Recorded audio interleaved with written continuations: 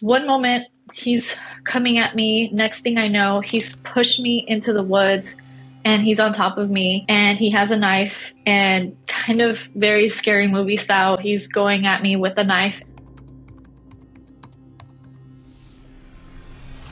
This was in October of 2014, so it was a little chilly. It was in Iowa. I remember it was a Friday afternoon. I had my Post-it note and I was writing down where my route was going to be, because back then we didn't have the fancy apps for running and things like that, or at least I didn't know about them. And so I was writing down on a Post-it what street I was going to turn and things like that, because I was new to the area. I had just been there for a week. And so that Friday afternoon, I was at work. It was after lunch. No one's really working on a Friday afternoon. So I was writing down my plan. And then that following Saturday morning, I went out to the park. I just Googled park near me, and I decided to do part of my route at the park, and then I was going to run through the small town there. That morning, I actually texted my mom, hey, I'm going on a run. It's 9 in the morning. I should be done in X amount of time. The distance that I was going to run was going to be 16 miles. It was going to be one of my longer runs of marathon training. So all I had was my Camelback backpack full of water, and I remember I was wearing a long sleeves t-shirt and some shorts, and I was ready to go. I started my run and I actually had headphones on and I was listening to music. As I started my run, I was about 2 or 3 miles in when I was entranced by my surroundings. It was a very beautiful morning. There was deer everywhere. There was rabbits. It just felt like a very picturesque moment. And so I actually decided to take off my headphones in that moment because I wanted to be fully present. I'm like, I don't even need my music. I got 13 miles to go, or 10 plus miles to go before I actually need to listen to music. As I kept going, I realized, oh wow, like this is so beautiful, but there's no one around. Where is everyone at? Like, why aren't there other runners out here? This was like peak running weather for everyone. And I kept going, and that's when I noticed a man, and I saw him, and I did the friendly runner wave. I waved at him, said hello, and I kept going. He never said anything. I don't even know if he looked at me. He just kept walking. So as I went to the end of the running trail, the end of the trail was a cornfield, and that's when I knew, according to my Post-it, I had to turn around. So I turned around and I'm going back, and so this is when I'm passing that man again. And as I'm passing him, I'm crossing a wooden bridge. And so I'm crossing the wooden bridge and I'm just still thinking, wow, everything is so beautiful. Out of nowhere, I hear a thunk, thunk, thunk behind me on the wooden bridge, and I turn around, and that's when I see him. He's coming straight at me. In that moment, I completely freeze. Why is he coming at me? And what is he pulling out of his pocket? So in that moment, he was pulling out a knife with a white handle, and he's just coming at me. He's not saying a word. He's just looking straight at me with very soulless eyes. I remember saying, please don't hurt me. Please stop. What are you doing? Like, kind of in shock. One moment, he's coming at me. Next thing I know, he's pushed me into the woods and he's on top of me.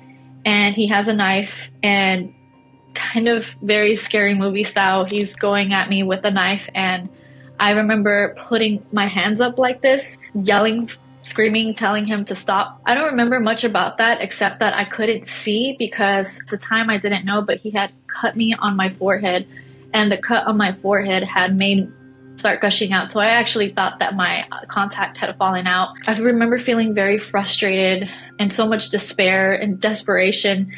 And next thing I know is one moment he's on top of me. Next thing I know, I'm running for my life. I don't remember how I got away.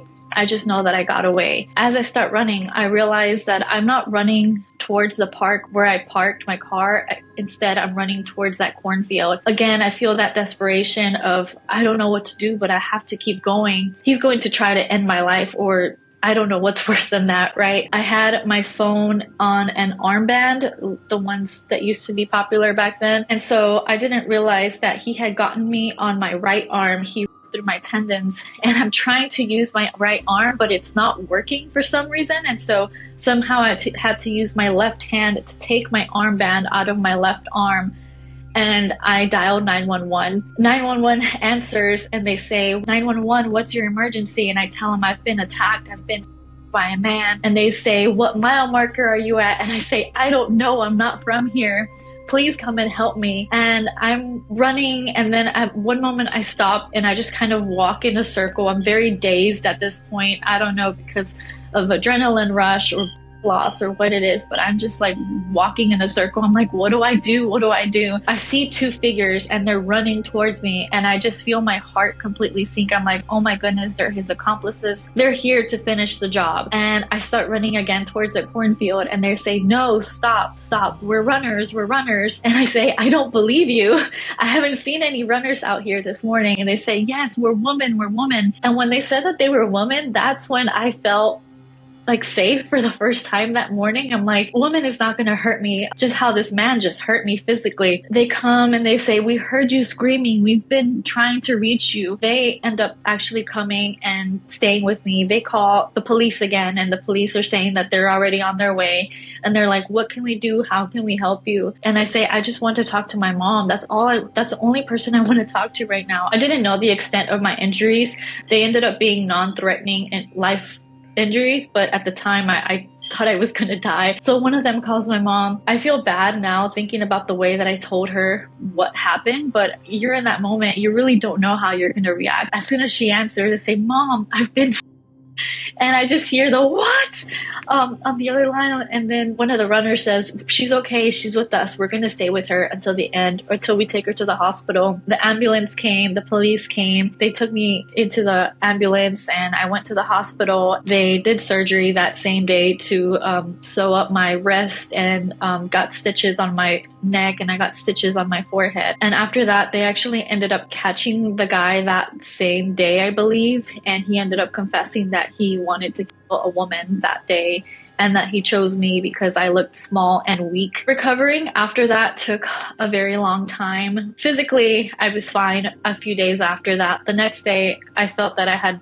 been hit by a bus. Mentally, it took me years to overcome that situation. I think about how much time it took me to learn to love to run again, because after that, I was very angry for a long time, just for the fact that this man chose someone doing what they love. You know, I was someone that had been running for a long time in my life. It was my happy place. It was where I found solace. I didn't find solace anymore in running. Instead, whenever I thought about running, I would think about that attack. I would feel fear and anger. The original marathon that I wanted to run was in December of 2014. I actually still ended up doing the half marathon, so not the full marathon. More than anything was out of spite, because I didn't want him to win. I didn't want him to have taken that away from me. But after that, it still took me many, many years to run long distances, because in my head, I convinced myself in my head that if I was out there on the trails running for a long time, that meant that someone was going to hurt me. Instead, what happened was I tried to make myself small. I tried to make myself disappear, because I felt that if no one can see me, no one can hurt me. And that was almost a mantra that I carried for me for many, many years. And then I started to change that as I continued to run. I kept running like small distances. I had my friends and family that were always there for me. One thing that they did was that anytime I would go on a run, I would call my mom and I would say, hey mom, I'm going on a run. Can you just stay on the phone with me? And she would stay on the phone with me. Somehow in my brain, it switched. I need to call my mom because I'm scared, to, oh, I need to call my mom because I'm going on a run. It kind of turned into, oh, this is my time with my mom. I get to call her, and it makes sure that while I'm running, I'm able to run at a pace that is not too fast, not too slow, because, you know, if you're running too fast, you really can't hold a conversation. I started doing that and it just became our thing. I'm like, hey mom, I'm on a run. She's like, okay, cool. I'll stay on the phone with you. And that's just been our thing now. Then last year, I saw that there was going to be an Every Woman's Marathon, and I just thought, wow, that's really cool. And then I saw a lot of my running friends say that they were going to do it, and I thought, wait, why not me? I thought, it's been 10 years since my attack. I think I'm ready to actually start training for a full marathon again and start doing the long 15-mile runs, 16, 20-mile runs. I signed up for this marathon and it was really challenging. And sometimes my mom would be on the phone with me for 2-3 hours of my training. And that's what helped me get through the finish line. I ended up running my full marathon. For me, it wasn't about how fast I was going. It wasn't about how I looked at the end of a marathon. I don't think anyone looks good at the end of a marathon.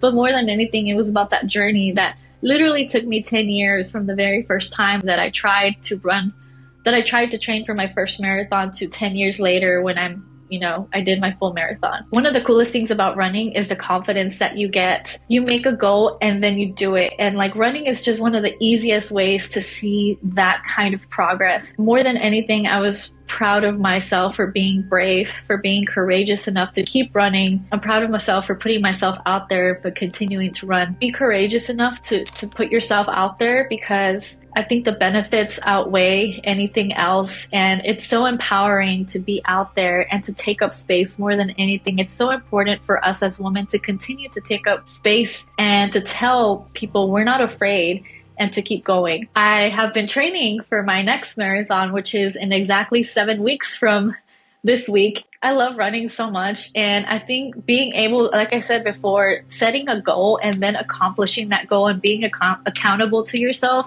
is something so powerful and something that no one can take away from you. If I could talk to that 21-year-old version of myself, I would say, keep going. You'll get through this. You're brave, you're kind, and you're strong. I would give her a big hug. I would tell her to be brave and that she can do it. She did do it. She ran her marathon. I did it more than anything. I did it for her.